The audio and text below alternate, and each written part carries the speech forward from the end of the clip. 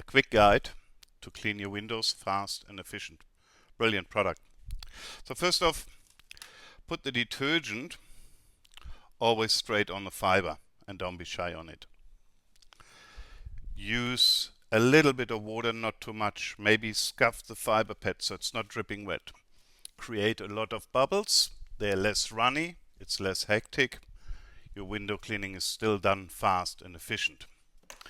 As soon as the squeegee touches the glass, it's bone dry.